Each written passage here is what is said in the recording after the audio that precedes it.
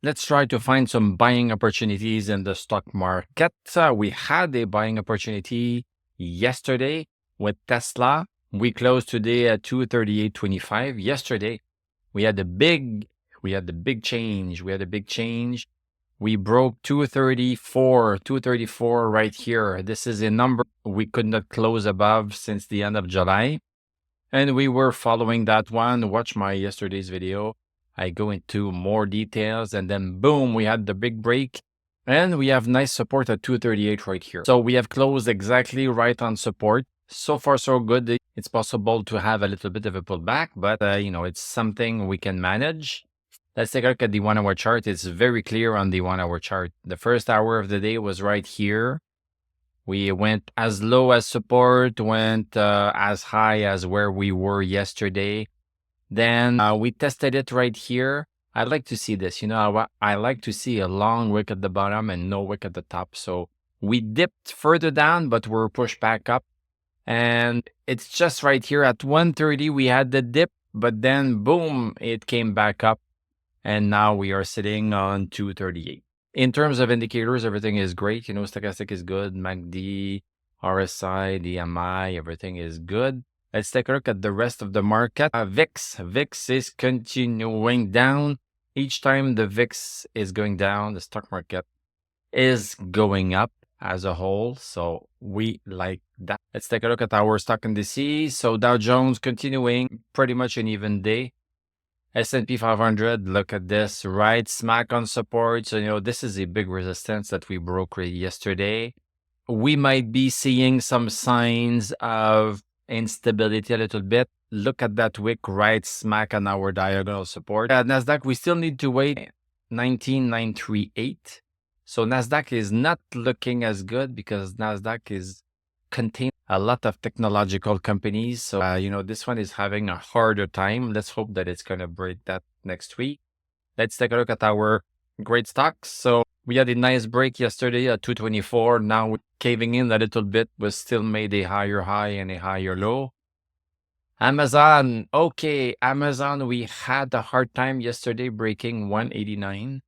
This is done today. So this is a buy until 204 at least. AMD maintaining above support at 153.35. So you can still buy it because now it's the second candle we have above. Adobe cannot break 527.56 right here. ARM just going sideways.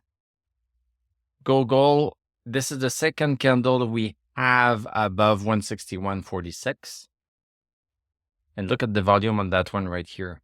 Nice volume. Microsoft, nothing, going sideways. Meta, we had the break yesterday. Now we are continuing 0.4% higher. NVIDIA, no, it's not the time yet. Palantir, look, wow. Look at the volume on that one.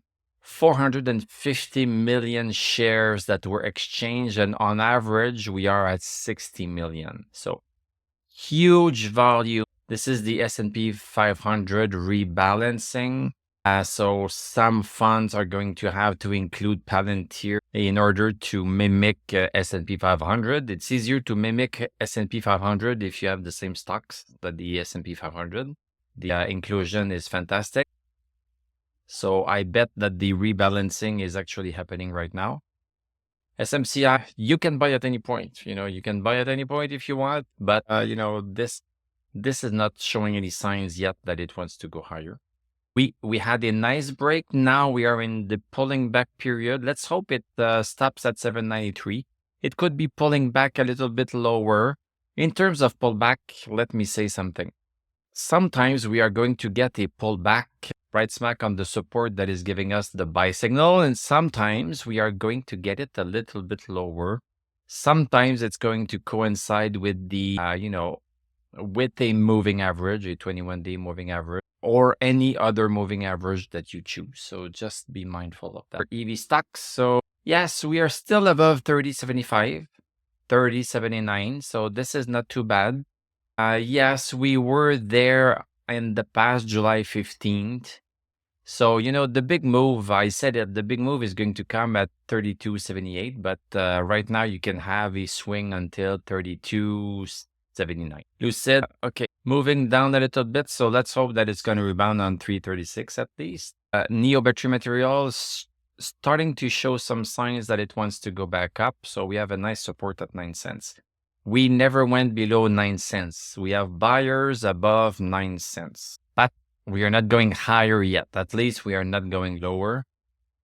Neo, there's a little bit of exhaustion that we are having right now. Novonic just above support at 139. Xpeng, okay, now we are seeing some signs that we really want to go higher.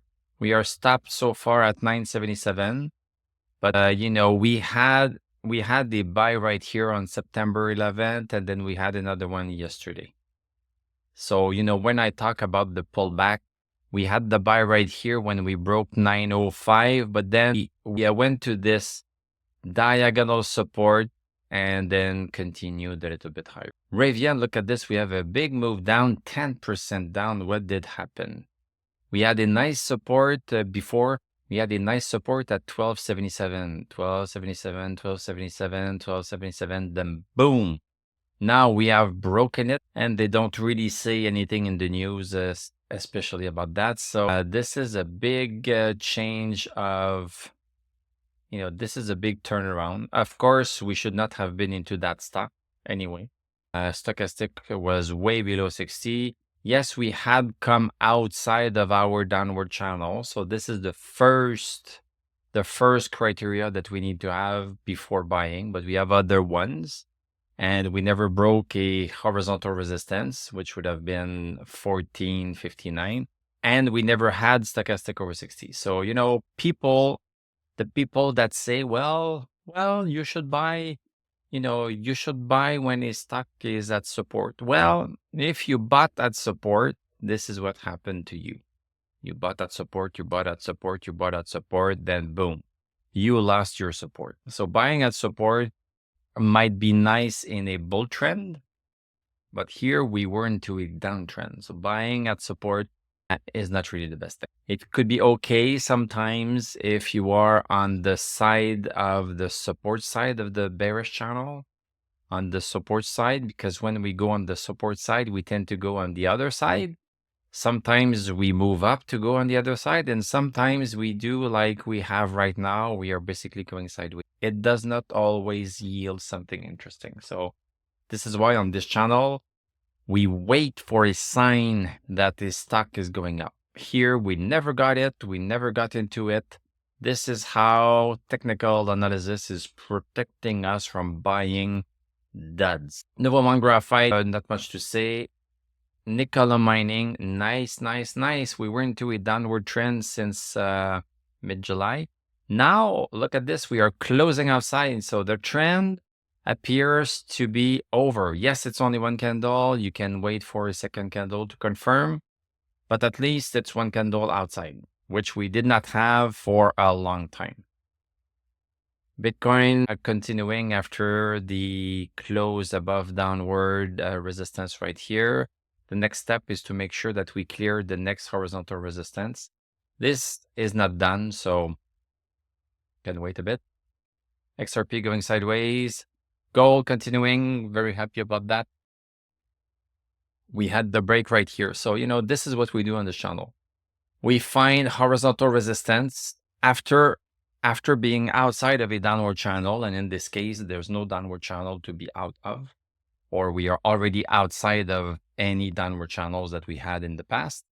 The next criterion is to break a horizontal resistance, which we did 1966. So we moved up a couple of days. Now we came back down a couple of days, and now boom, we are continuing. So now we have our channel. This is the channel that we are in. Let's ride this pony to the horizon.